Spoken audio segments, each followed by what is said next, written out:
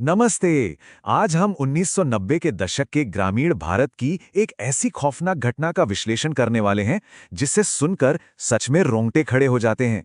ये केस हमारे एक सब्सक्राइबर ने भेजा है और यकीन मानिए, ये सिर्फ कोई आम डरावना किस्सा नहीं है। ये एक ऐसा वाकया है जो आपके सोचने का नजरिया ही बदल देगा। तो चलिए, बिना किसी देरी के इस रहस्य में डाइव इन करते हैं। वो मुझे बुला रही है, मुझे जाना पड़ेगा। जरा इमेजिन कीजिए, ठीक एक भयानक हादसे से कुछ सेकंड पहले मोहित नाम का एक नौजवान अपनी पूरी सुध-बुध खोकर हवा में देखते हुए ये शब्द चीख रहा है। मतलब क्या खौफनाक मंजर रहा होगा वो। तो आखिर 1997 की उस सर्द रात मोहित के साथ एग्जैक्टली हुआ क्या था? आज के इस विश्लेषण में हम इसी रात की एक-एक कड़ी को जोड़ेंगे। हम देखेंगे कि कैसे एक बिल्कुल नॉर्मल सी हंसी मजाक वाली शाम अचानक जिंदगी और मौत की जंग में बदल गई।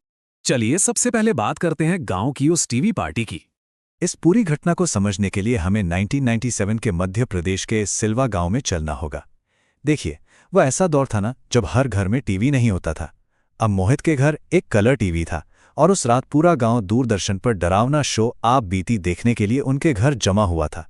यहाँ एक बहुत ही दिलचस्प कॉन्ट्रास्ट है।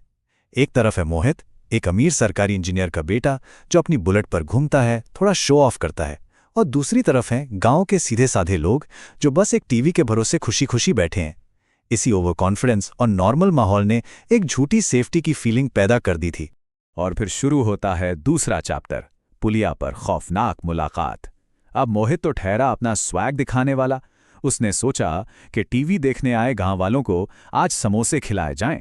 तो रात के करीब 8:30 बजे वो अपने दोस्तों के साथ बुलेट निकालकर कटंगी की तरफ चल पड़ा। अब जरा इस टाइमलाइन पर गौर कीजिए, चीजें कितनी तेजी से बिगड़ीं।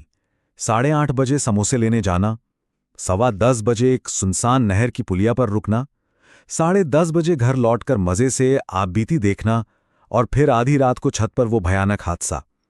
मतलब एक बिल्कुल आम सी लगने वाली शाम कैसे धीरे धीरे एक भयानक खौफ में बदल रही थी।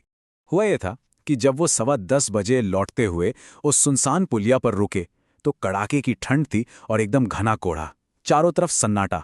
और तभी उन्हें एक बैलगाड़ी के आने की आवाज सुनाई दी। अब अजीब बात सुनिए, उस बैलगाड़ी को एक सफेद धोती कुर्ते वाला गंभीर सा बूढ़ा आदमी चला रहा था। पीछे 3 औरतें बैठी थीं, सिर से पैर तक घूंघट में, लेकिन उनके साथ एक 22-23 साल की लड़की भी थी, सलवार सूट में, और उसने कोई घूंघट नहीं किया था। अब जो हुआ वो सच में किसी के भी पसीने छुड़ा दे। उस बिना घूंघट वाली लड़की ने मोहित की तरफ देखा और बहुत ही अजीब गहरी नजर से देखकर मुस्कुराने लगी, जैसे कोई हिप्नोटाइज कर रहा हो। वो लड़की इशारे से मोहित को अपने पीछे अंधेरे में बुला रही थी और मोहित मानो किसी तिलिस्म में फंसता जा रहा था। वो बस उसके पीछे जाने ही वाला था कि अचानक उसके कजिन अनिल ने उसे जोर से झकझोर कर टोका। किस्मत अच्छी थी कि उसी पल बुलेट स्टार्ट हो गई और वो लोग वहां से तुरंत भाग निकले। अब आते हैं अगले हिस्से पर। छत पर वो अनजान साया। वो सब किसी तरह सेफली घर लौट आए। आप बीती शो खत्म हो चुका था और अब वीसीआर पर कोई फिल्म चल रही थी।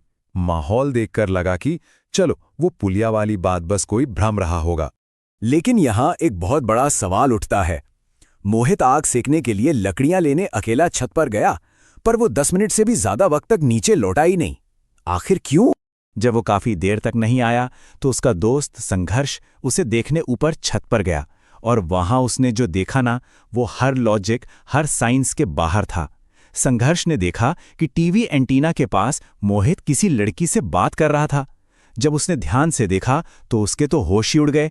ये बिल्कुल वही सलवार सूट वाली लड़की थी जो उन्हें पुलिया पर देखी थी। लेकिन ये पॉसिबल कैसे है? घर के मेन कमरे में तो सब लोग बैठे थे, तो वो लड़की बिना किसी की नजर में आए सीढ़ियां चढ़कर छत तक कैसे पहुंच गई? और यहीं से शुरू होता है हमारा अगला पड़ाव, चुड़ैल का खतरनाक वशीकरण। उस साये को देखते ही संघर्ष की सिट्टी पिट्टी गुम हो गई। उसने किसी तरह हिम्मत करके नीचे आकर अनिल और मोहित के पेरेंट्स को बिना शोर मचाए इशारा किया। वो सब तुरंत भागकर छत पर पहुंचे, पर अब जो नजारा उनके सामने था उसने उनकी रूह कपा दी। जब परिवार छत पर पहुंचा तो वो लड़की वहां से गायब हो चुकी थी, लेकिन मोहित हवा में किसी अदृश्य साये से बिल्कुल नॉर्मल तरीके से बातें कर रहा था। उसकी आंखें पूरी तरह से पीछे की तरफ पलट चुकी थी, सिर्फ सफेद हिस्सा दिख रहा था, और उसका सिर इतनी तेज और अननेचुरल स्पीड से कांप रहा था जो कोई नॉर्मल इंसान कर ही नहीं सकता। ये कोई हैलुसिनेशन नहीं था दोस्तों, ये एक प्रॉपर खौफनाक पोजेशन था। जैसे ही माता पिता उसके पास दौड़े, मोहित जोर जोर से रोने लगा और चीखते हुए बोला, वो आपको देखकर भाग रही है, मुझे बुला रही है, मुझे जाना पड़ेगा। और बस इतना कहते ही मोहित ने दौड़कर सीधा छत से नीचे छलांग लगा दी। नीचे कंस्ट्रक्शन की रेत का ढेर लगा था, सिर्फ और सिर्फ उसी वजह से उसकी जान बच पाई, वरना कुछ भी हो सकता था। अब यहां कहानी में एक बहुत गहरा लोकल कल्चरल पहलू सामने आता है, जिसे माता आना या डिवाइन पोजेशन कहते हैं। मोहित नीचे रेत पर गिरा, तड़प रहा था, मुंह से झाग निकल रहा था। तभी वहां से एक छोटी बच्ची भागकर अपने पिता को बुला लाई। दरअसल उन पिता के बारे में गांव में मान्यता थी कि उन पर देवी का अंश आता है, जो ऐसे पारलौकिक रहस्यों को सुलझा सकता है। और उन्होंने मोहित को देखकर जो डायग्नोसिस बताया, वो डराने वाला था। तो हमारा अगला सेक्शन है रातों रात बना मंदिर। उस आदमी ने साफ साफ कह दिया कि पुलिया पर मिलने वाली वो कोई आम आत्मा नहीं, बल्कि एक भयंकर चुड़ैल है जो मोहित के पीछे पड़ गई है।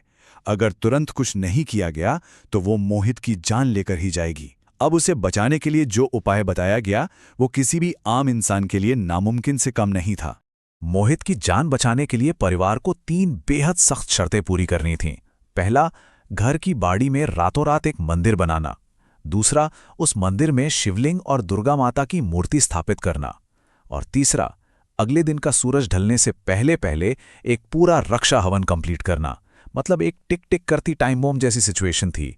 काम असंभव लग रहा था, पर सवाल उनके बेटे की जिंदगी का जो था। और अब आते हैं कहानी के आखिरी और सबसे शॉकिंग हिस्से पर, बैलगाड़ी का असली रहस्य। उस रईस परिवार ने पूरे गांव की मदद से जैसे तैसे वो असंभव काम कर दिखाया। रातों रात मंदिर बना, हवन हुआ, और जब मोहित अगली सुबह उठा तो उसे रात की कोई भी घटना याद नहीं थी। उसका दिमाग बिल्कुल ब्लैंक था।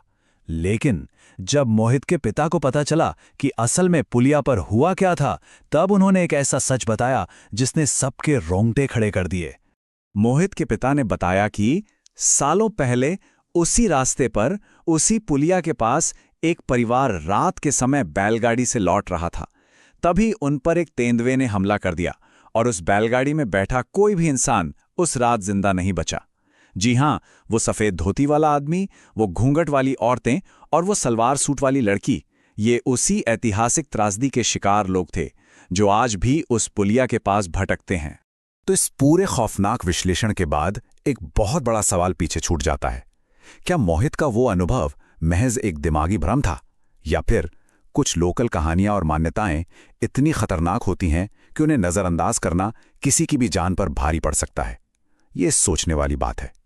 उम्मीद है आज के इस डीप डाइव ने आपको एक नया नजरिया दिया होगा। इस टॉपिक पर खुद भी विचार कीजिएगा। फिर मिलेंगे एक और ऐसे ही रहस्यमय विश्लेषण के साथ। तब तक के लिए सुरक्षित रहिए।